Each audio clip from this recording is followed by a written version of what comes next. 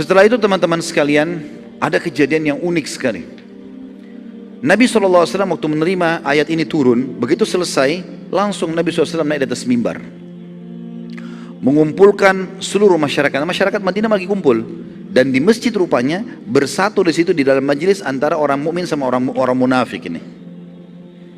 Dan sudah kita jelaskan dari awal perang Tabuk, kalau hakikatnya perang ini adalah antara muslimin dengan siapa? Munafik, ya. Maka Nabi SAW naik di atas mimbar setelah tahmid dan salawat, lalu beliau membongkar satu persatu kedok munafik yang hadir di masjid. Nabi SAW mengatakan setelah tahmid dan salawat, wahai sekalian manusia, di antara kalian ada munafik yang harus kalian kenal mereka. Siapapun yang aku sebutkan namanya, segera berdiri. Maka mulailah Nabi SAW menyebut satu persatu, berdiri wahai fulan, berdiri wahai fulan, berdiri wahai fulan, sampai Nabi menyebutkan 36 orang. Dan ini 36 orang semuanya pimpinan-pimpinan munafik. Satu-satunya Nabi tidak sebut adalah Abdullah bin Abi Salul. Kenapa gak disebut? Karena satu Madinah sudah tahu kalau dia pimpinan munafik. Iya, orang-orang semua sudah tahu kalau Abdullah bin Salul itu adalah pimpinan munafik. Sama dengan Abu Amir al-Fasiq, itu sudah ketahuan. Jadi ini hadir di masjid ini, yang banyak muslimin tidak tahu. Mereka berteman, tetangga, teman bisnis, tapi orang munafik. Pada saat itu Umar bin Khattab kebetulan telat datang ke masjid. Tidak tahu apa yang terjadi di masjid nih.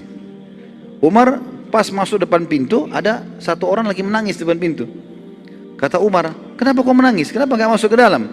Dia bilang, Rasulullah SAW menghitungku salah satu dari munafik. Langsung Umar mengatakan, semoga Allah menghukummu. Kenapa selama ini kau menyembunyikannya gitu. Nabi SAW satu sisi setelah membongkar orang-orang munafik ini, dan ini kita lihat teman-teman belum pernah terjadi dalam hidup Nabi SAW, membongkar langsung, gitu kan. Dari sisi lain Nabi SAW menyampaikan berita gembira kepada kaum muslimin, bahwasanya mulai hari ini setelah perang Tabuk, kedepannya umat Islam tidak akan pernah kalah, menang terus dalam jihad. Yang penting jihad benar pasti menang. Gak ada lagi kekalahan, gak ada lagi terulang kasus Uhud, kasus gak ada lagi.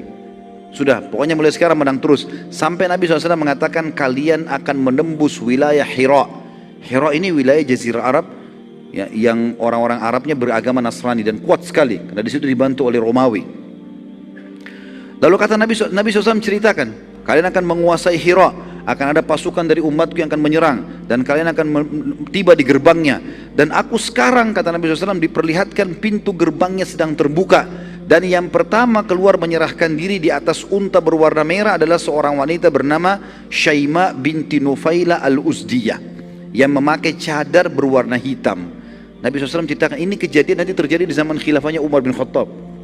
Nabi sampaikan sudah saat itu, nanti akan terus berlanjut jihad, kalian sampai menembus wilayah Hira dan menang. Ya, karena wilayah Hira ketakutan, yang paling pertama menyerahkan diri seorang wanita namanya Syaima binti Nufaila. Kebetulan ini adalah adiknya kepala suku.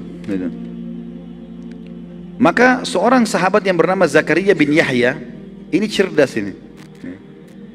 Dia sangat yakin dengan janji Nabi SAW, maka dia bilang, wahai utusan Allah, jadikan Syaima itu, perempuan yang keluar itu, sebagai bagian harta rampasan perangku.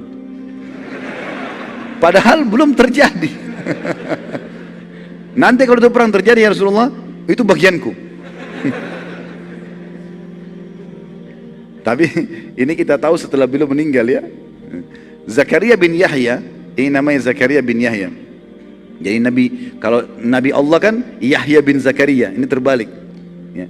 Zakaria bin Yahya ini ikut dalam peperangan Hira yang terjadi di zaman Umar bin Khattab yang dipimpin oleh Khalid bin Walid. Pada saat itu kebetulan karena di zaman Umar ada sahabat ikut, tapi kebanyakan tabi'in. Banyak yang nggak kenal Zakaria ini siapa. Sahabat iya, tapi bukan sahabat yang banyak meriwayatkan hadis, biasa saja gitu.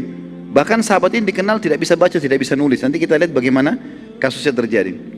Dia ikut di peperangan itu, dan terjadi seperti yang Nabi SAW gambarkan. Begitu pasukan muslimin mengepung berapa hari, mereka mengalah, dan pada saat mengalah, Syaima binti Nufaila al-Uzdiyah ini betul-betul keluar. Persis seperti Nabi gambarkan, di atas unta merah, pakai cadar warna hitam gitu. Maka waktu itu dia menyerahkan diri. Begitu menyerahkan diri, Zakaria langsung dekati, dipegang tali kekangan untanya, ini bagianku.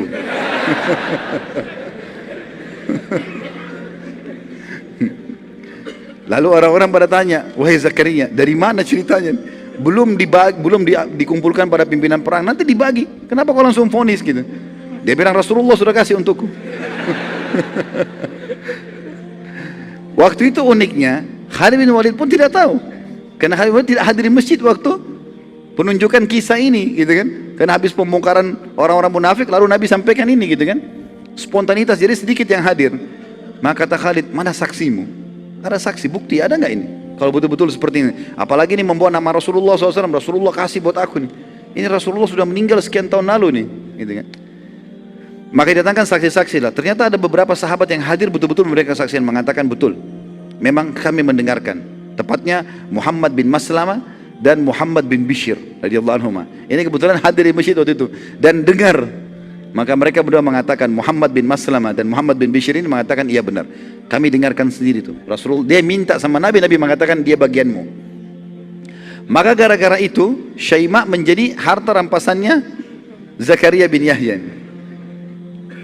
Rupanya waktu Syaima keluar dan menyerahkan diri, kakaknya dia kepala suku namanya Abdul Masih, orang Nasrani tapi turunan Arab. Makanya dinamakan Abdul Masih, ya, hambanya Al-Masih Isa maksudnya gitu ya. Abdul Masih ini bin Nufaila, saudaranya Syaima keluar dengan membawa kesepakatan damai. Tapi masalahnya Syaima sudah menjadi tawanan perang, gitu kan. Abdul Masih lalu menanyakan kepada muslimin, di mana adik saya tadi Syaima? Mereka bilang ada bagiannya seorang prajurit Zakaria. Maka Abdul Masih datang mengatakan, wahai Zakaria, kembalikan adikku, aku tebus berapa saja kau minta. Jadi saking tidak bisanya membaca Zakaria radhiyallahu anhu ini, beliau bilang, demi Allah kau tidak akan mengembalikan kepadamu kecuali kau bayar 100 dirham. 100 dirham ini kecil, murah, sedikit sekali. Abdul Masih nggak pakai bicara, langsung kasih 100 dirham, selesai. Diambil adiknya gitu. Kalau antum mungkin tidak mau dibayar ya. Para prajurit datangi Zakaria setelah itu. Apa yang mereka bilang? Kenapa engkau hanya minta 100 dirham?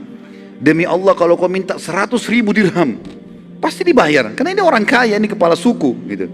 Apa kata Zakaria? Apa masih ada angka di atas 100?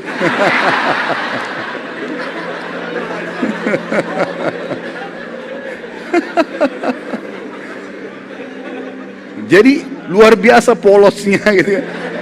Nggak bisa baca, nggak bisa hitung gitu.